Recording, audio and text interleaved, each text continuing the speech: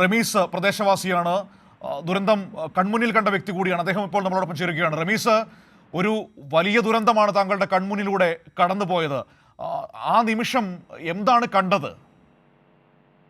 ഞങ്ങള് ഒന്നാമത്തെ പൊട്ടൽ കഴിഞ്ഞ് പറഞ്ഞ കുടുംബക്കാരൊക്കെ വിളിച്ച സമയത്തായിരുന്നു ഞാൻ ടൗണിലേക്ക് പോയിരുന്നത്. മേപ്പാടി ടൗണിലേക്ക് പോയി അല്ല ചൂരൽമലയിലേക്ക്. ഓക്കെ.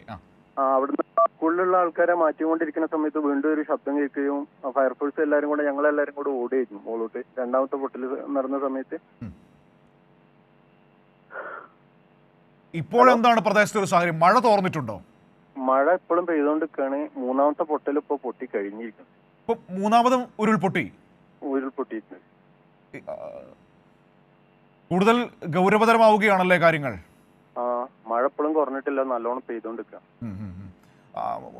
പോരാത്തതിന് ഫയർഫോഴ്സ് കാര്യങ്ങൾ എല്ലാരും ഇവിടെ എത്തിയിട്ടുണ്ട്. പിന്നെ പാലത്തിന് മുണ്ടക്കായ അപ്പുറത്തോട്ട് പാലം ഒലിച്ചു പോയിട്ടുണ്ട്, നമ്മളെ ചൂരമലയിലുള്ള പാലം. അപ്പോ ഈ മറുവശത്തേക്ക് കിടക്കാൻ പറ്റുന്നില്ല അല്ലേ?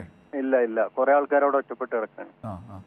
ഈ മറുവശത്താണോ ഇതിന്റെ ഒരു കൂടുതൽ ആഘാതം ഉണ്ടായിരിക്കുന്നത്? മറുവശത്ത് മുണ്ടക്കായ അവിടുന്ന് പൊട്ടി വന്ന അവിടെ കുറെ ആൾക്കാർ കുടുങ്ങിയിട്ടുണ്ടെന്ന് പറയുന്നുണ്ട്.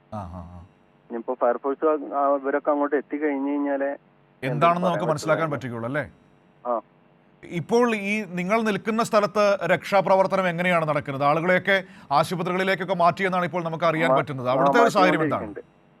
ഇവിടെ ഇപ്പോ കുറെ ആൾക്കാർ കിട്ടുന്ന അപ്പൊ ജീപ്പിലും കിട്ടുന്ന വണ്ടിയിലും ആംബുലൻസിലൊക്കെ ആയിട്ട് കയറ്റി വിടുകയാണ്.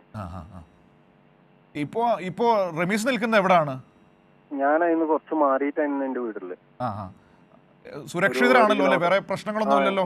ഇല്ലല്ല, ഇവിടെ പ്രശ്നങ്ങളൊന്നും. Okay, thank you Ramees. Ramees നേരത്തെ നിൽക്കുമ്പോഴാണ് ദുരന്തമുണ്ടായി. ഇപ്പോൾ മൂന്നാമതും ഒരു ഉരുൾപൊട്ടൽ സംഭവിച്ചിരിക്കുന്നു, ശബ്ദം കേട്ടിരിക്കുന്നു എന്നാണ് റമീസ് ഇപ്പോൾ നമ്മളോട് സംസാരിച്ചപ്പോൾ പറഞ്ഞത്.